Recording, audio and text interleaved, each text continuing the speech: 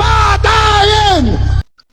Mga kababayan, siguro naman ay nabalitaan niyo na po, no? Yung merong isang babae na kung saan ay sinabi niya kay, ano dito mga kababayan, kay Senator Padilla. So basahin ko lang ulit para sigurado tayo dito sa ibabahagi natin na sinasabi ng babae na yun, ano.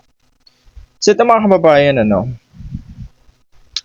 ang sabi kasi ng babae dito mga kababayan, wala bang maglalakas loob na barilin bigla si Padilla. So grabe mga kababayan, ano, yung galit ng mga DDS dito sa posting ng isang babae na yun na nga yung sinasabi ko kanina na kumbaga sabi kasi ng babae wala bang nagmamalakas loob o direct to the point yung matapang para barilin na nga itong si Senator Padilla mga kababayan. So ngayon galit na galit yung mga DDS kasi pinagbantaan nga si Padilla. Anong pinagbantaan ngayon? Nagwawala sila sa social media kung ano yung mga sinasabi nila. So ngayon may ba natin yung usapan mga kababayan? So kapag ano pala no, kapag sila yung nakakabasa ng mga ganong salita, ngayon ay bumubulok na sila sa galit. Kumbaga galit na galit sila.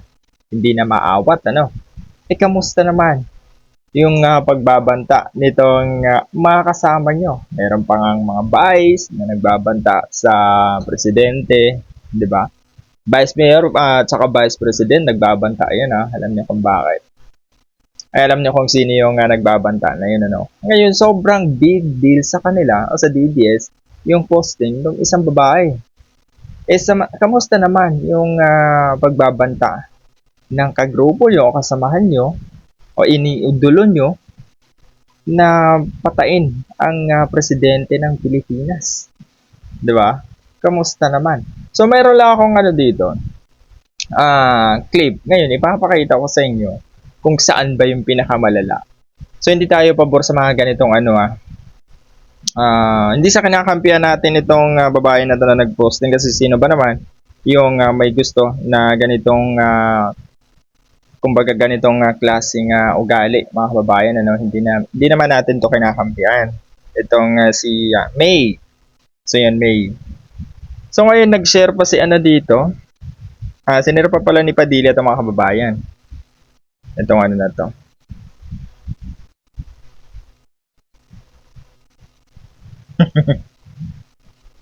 Ayan. So may ano lang ako dito, may babasahin lang ako posting dito Sabi na gulong-gulo na nga si Senator Padilla, him as a senator judge, dinidepensahan pa niya, kumbaga dinidepensahan pa niya ang katakot-takot na pagbabanta ni Sara Duterte. Tapos ngayon sobrang affected, grabe threat at flight attendant, hahaha. Oo nga mga kababayan, ano, flight attendant pala yung babae na yon, yung nagbabanta kay Padilla, ano. Sa 5 taon o 5 years ago, may teacher na pinagbantaan si Digong, hinuli at pinahiya rin sa publiko. Ayan. So meron pa dito mga kababayan, kahit hindi ko gusto si Padilla pero hindi ako abot sa puntong yan. So ganito dapat ano, ganito dapat yung mga mindset.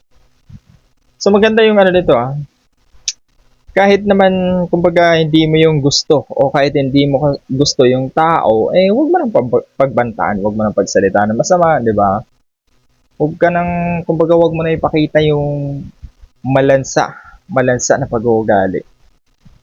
Yes, mali ang ginawa ni Julina at walang lugar sa society. Society natin ang ganyang pag-uugali. Kung galit ka sa kanya, dapat galit ka rin kay Sara noong nagbanta siya sa Pangulo, sa First Lady at kay Martin.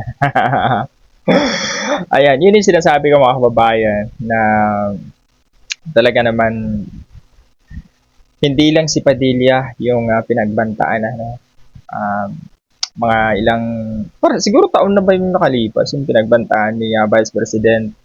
Tapos yung mga mga kababayan, yung kada rally ng mga DDS supporter ay nandun na yung pagbabanta sa kung sino yung hindi nila gusto na politiko, di ba?